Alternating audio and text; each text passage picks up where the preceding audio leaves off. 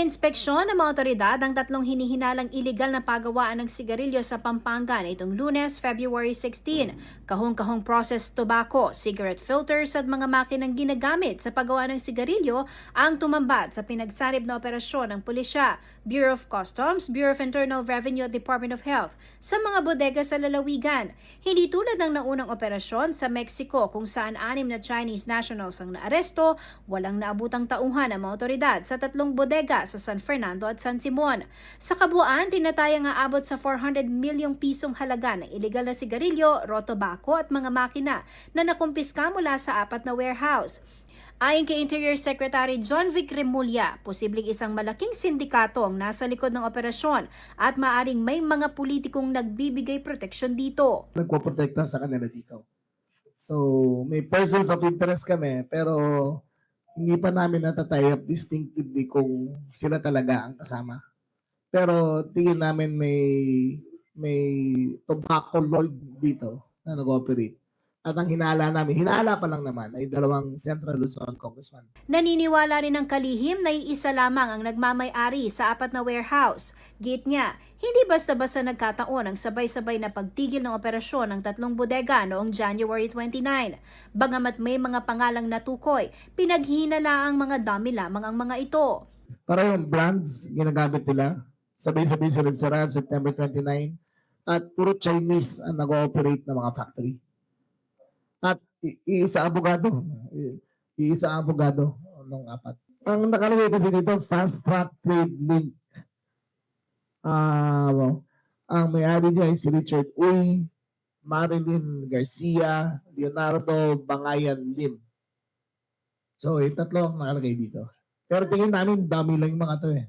Batay sa investigasyon, kayang makagawa ng humigit kumulang 150 milyong sigarilyo kada araw ang pabrika, habang umaabot sa 40 hanggang 100 pesos ang kita kada pakete sa retail.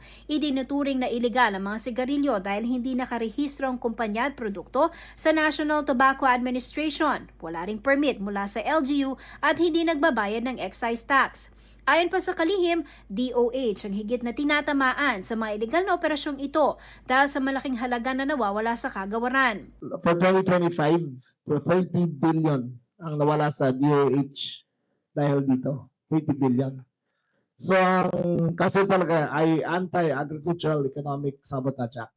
Ayan, ang napakabigat ng batas na yan. Kasama dyan, seizure properties, non-bailable, lahat yan. Samantala, sinabi ng Bureau of Customs na nakakapasok sa merkado ang iligal na sigarilyo hindi lamang sa pamamagitan ng smuggling, kundi pati sa illegal local manufacturing. Yung halaga ng smuggled cigarettes o agricultural products from January 2025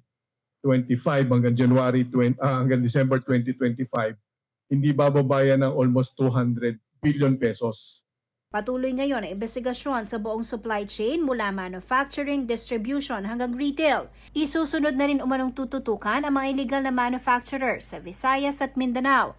Sa pagtutulungan ng iba't ibang ahensya, kabilang na ang National Bureau of Investigation at Department of Justice, naniniwala ang pamahalaan na mapapanagot ang mga nasa likod ng operasyon. Tutugisin natin hanggang dun sa simula at dulo upang matigil talaga to. So ngayon, nandiyan na rin ang CIDG. So mas mataas ngayon yung posibilidad na matumbok natin sino talaga ang mga nasa likod at yung malaking kaibahan. Hindi lang yung halaga ng mga smuggled items, yung mapanagot sila sa korte, natitindig yung mga kaso na ipapile natin at mapapakulong sila. Ako si Jennifer Salenga para sa Balitang Balita.